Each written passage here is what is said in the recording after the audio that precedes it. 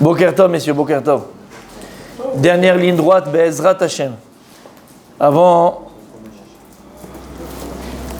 un jour exceptionnel, le cadeau que Kadosh Baruch Hu nous donne, c'est un cadeau qu'Akadosh Baruch Hu nous donne, c'est un cadeau que Dieu il nous donne tous les ans. Rosh Hashanah, Mitkarev Uba. Mitkarev Uba. Et comme on a dit plus d'une fois, tout est dans la préparation. Tout est dans la préparation. Alors on se prépare à Rosh Hashanah, Be'ezrat Hashem. On va voir ensemble donc Erev Rosh Hashanah. Et les paroles du Rav Moutsafi, on a l'habitude de ramener très souvent. Matok Midvash, donc préparation Rosh Hashanah, Erev Rosh Hashanah. Alors, la veille de Rosh Hashanah qui tombe cette année aussi. Lundi soir. C'est déjà Rosh Hashanah lundi soir. Donc Erev Rosh Hashanah. Donc c'est dimanche soir. Il a fait même. Non, ça commence lundi soir. Donc la veille, c'est dimanche soir. Erev Rosh Hashanah, c'est un jour qui est très important. Donc à partir de dimanche soir et donc lundi la journée avant Rosh Hashanah, c'est un grand jour. La veille, on ne parle pas de la veille de Rosh Hashanah. Yom Erev Rosh Hashanah, Gdola Malato Limeod Izer Bo Adam Bioter Shelo Labed Bo Afilu Rega Echad. Faire attention de ne pas perdre un moment la veille de Rosh Hashanah. Ne pas perdre un moment la veille de Rosh Hashanah. Il y a le moment des prières, le moment des trucs, tout. Les tfilotes, là maintenant on ne parle pas des choses normales. On ne parle pas des slichot que tu viens à Trané Darim qu'on va voir qu'on doit faire. Non, on parle après dans ta journée. La journée, la veille au soir et la journée. Ben, en vérité, bon, je le dis tout de suite, d'accord ? Il va être question du dernier jour de l'année. Il est question du dernier jour de l'année. La veille de Rosh Hashanah, c'est le dernier jour de l'année.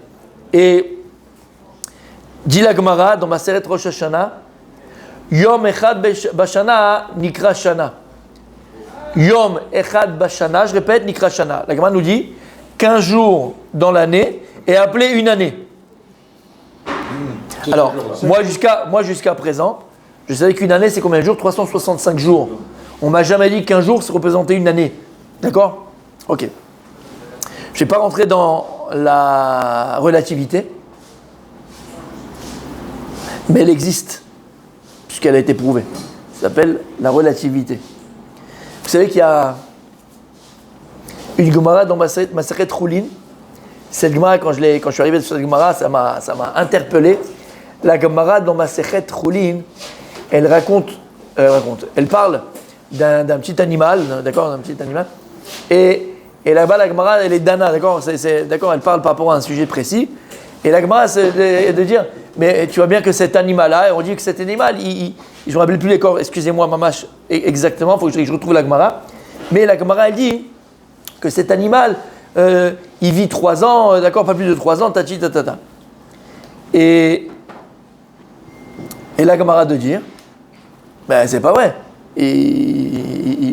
C'est pas vraiment 3 ans, je ne vois plus de combien de temps il vit cet animal. Et la Gemara de dire, mais c'est pas vrai. On le voit bien. Dans la réalité, il ne vit pas 3 ans. Il vit même pas 1 mois. Comment tu me dis qu'il vit 3 ans cet animal-là ? C'est ce qu'elle répond la Gemara.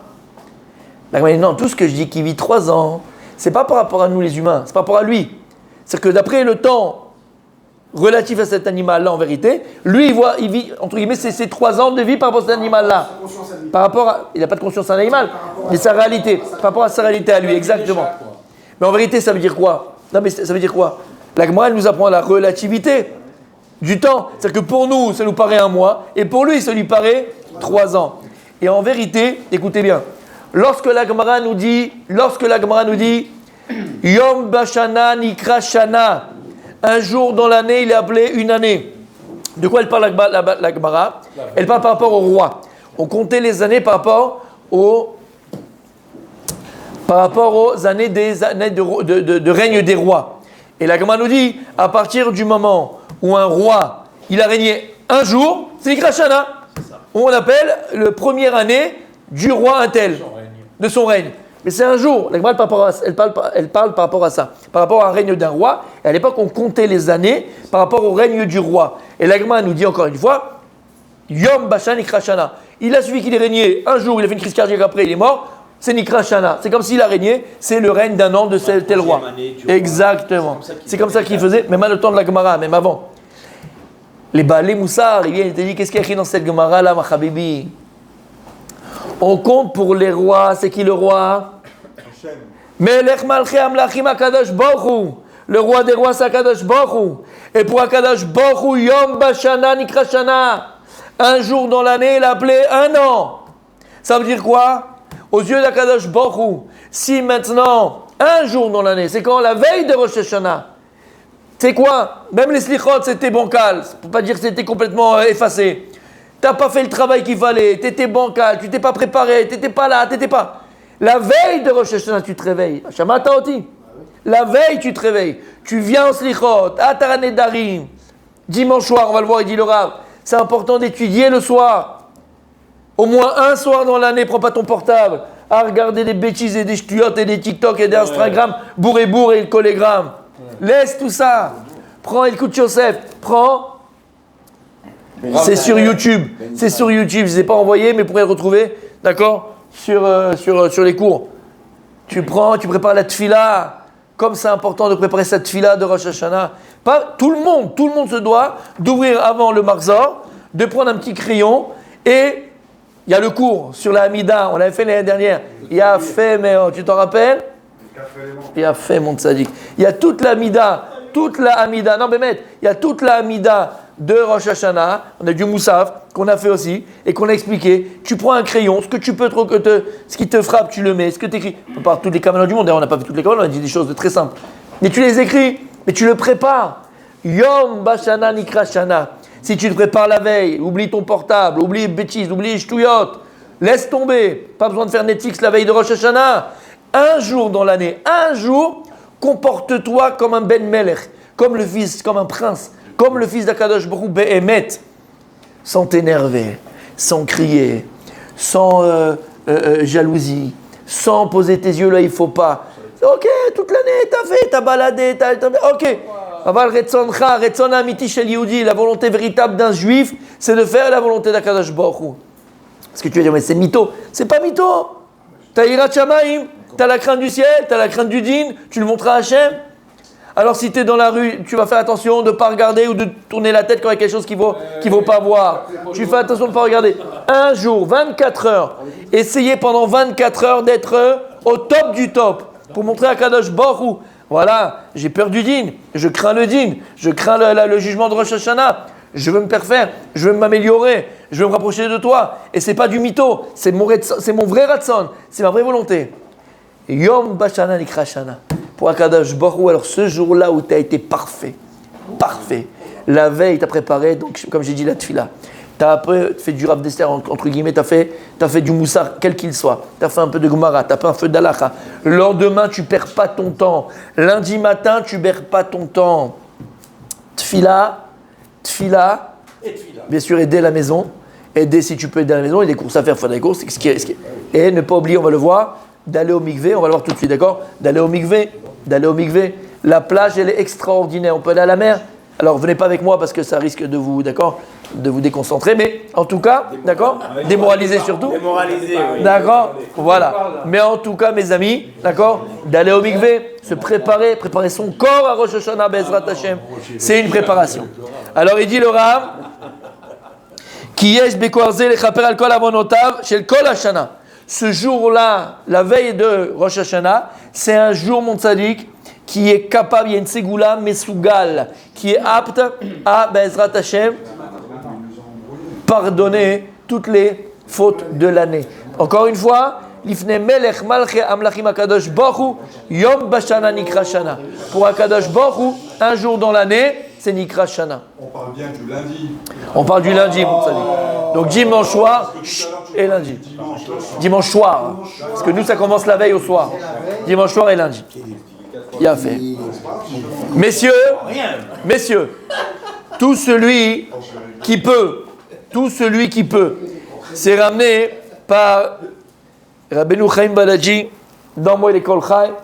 Celui qui peut, c'est très bon, c'est très apte à la veille donc de Rosh Hashanah, de lire à partir de la parashat Kitavo, à partir de la parashat Kitavo. J'ai à partir, mais c'est pas compliqué. À partir de la parashat Kitavo jusqu'à Ve'ager Asher Bekirbecha.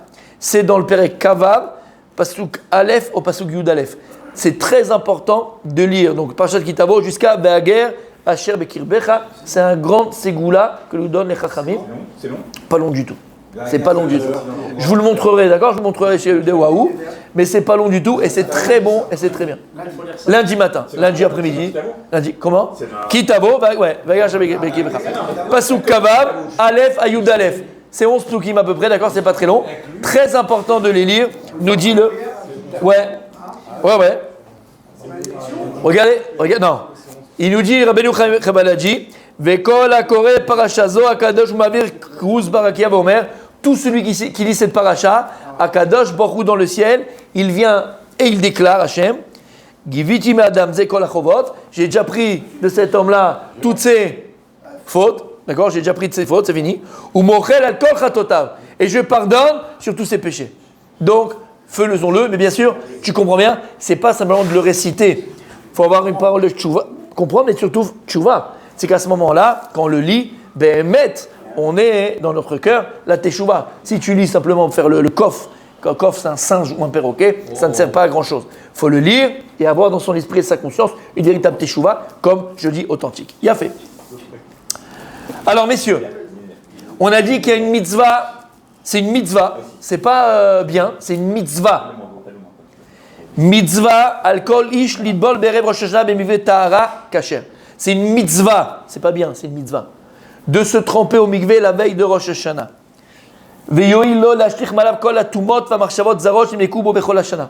Et Bezrat Hashem, ça va enlever toutes les mauvaises pensées, toutes les tumot, toutes les impuretés qu'on a eues pendant toute la année. Il dit le Rav, il y a plein de sodot et de secrets dans la Tvila d'Afka de Erev Rosh Hashanah. Et il dit le Rav, la condition pour que la Tvila, le trempage, elle marche, d'accord? C'est qu'encore une fois, il y ait dans notre cœur et dans notre tête la teshuva. S'il n'y a pas de teshuva, va à la piscine, ça serait la même chose. Donc, mamash, il faut donc aller au mikvé, d'accord? La veille de Rosh Hashanah. Écoutez bien. Noagim le dagleb ratzitza dvila zo yotem shar dvilot shel kol hashana. Dans cette dvila-là, vous savez que pour nous les hommes, ratzitza, quand il y a une petite chose qui font écran entre l'eau et l'autre peau, c'est pas très grave. On est mékel sur plein de choses. Aval pour les hommes. Pour les femmes, c'est un problème quand elles vont faire mikvé tahara pour se rendre permise à leur mari. Nous, quand on a ratzitza, c'est juste aujourd'hui pour on se trempe pour Baal Keri. Tous les Keri qu'on a pu avoir, toutes les relations qu'on a avec notre épouse s'appellent Keri, et toutes les, malheureusement, les Shirvat Zera sans le vouloir, d'accord? Les pollutions nocturnes qu'on a pu avoir, ou même la sieste que tu as pu avoir, d'accord? Qu'on a pu avoir. Tout ça, le mikvé, il purifie toutes ces choses-là. Mais, il dit attention, Yesh mamash lachbir beze, la veille de Rosh Hashanah, quand on va au mikvé, le mikvé pour Rosh Hashanah, de faire attention qu'il n'y ait pas quelque chose qui va chotzetz. Il faut faire attention s'il n'y a pas quelque chose, les ongles, d'accord? Ou même un peu, les mains sales, par exemple, de peinture, tu as repeint la maison pour Rosh Hashanah, tu as un petit. D'accord? Faire attention. Alors, la dvila, elle est bonne, il n'y a pas de problème, la dvila, c'est bon. Mais d'être makpid, de faire attention qu'il n'y ait pas de ratitza, pour que tout Bezrat Hashem, le corps, il soit purifié avec nos marchavot. Et il dit le Rav, et même les enfants à partir de la bar mitzvah, qui n'ont pas l'habitude d'aller au mikvé, c'est bien de les amener au mikvé la veille de Rosh Hashanah, puisque ils sont appelés des hommes. Maintenant, écoutez bien, on ne peut pas faire moins que 3 dvilot. Donc, il faut au moins se tremper 3 fois. On sait que 3, c'est la chazaka. Et ici, il ramène le Rav, Alpi à Kabbalah, Alpi Kabbalah, c'est bien de se tremper donc 5 fois. Donc se rentrer 5 fois. 3 fois c'est les classiques. Non, 3 fois c'est le classique. 5 fois Alpi Kabbalah. On va expliquer pourquoi. Et il dit le Rav. Première dvila, messieurs, première dvila. Première fois que tu vas mettre la tête dans l'eau, d'accord? La première fois que tu te trempes, tu vas penser dans tel kavana que tu vas voir les shem tahara. Première, c'est pour te purifier. Oui. La deuxième, tikunakas, pour réparer toutes les colères que tu as eues pendant l'année. Et comme on sait que Yagmara dit que tout celui qui se met en colère, c'est comme s'il avait fait Avodazara. Rabbi Nachman nous dit que tout celui qui se met en colère dans l'Ikouté Moran, tout celui qui se met en colère, il perd sa parnassa. Il perd sa parnassa. Il brûle sa parnassa. Donc deuxième villa, deuxième trempage, tu penses à quoi? Deuxième trempage, tu penses à quoi? À te purifier de la colère. Troisième, les mitouk agvorot.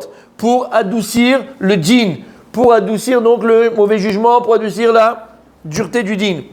Quatrième, quand tu te trompes, tu penses à quoi? Tichle shana vekilotea, pour que se termine cette année et toutes ces malédictions.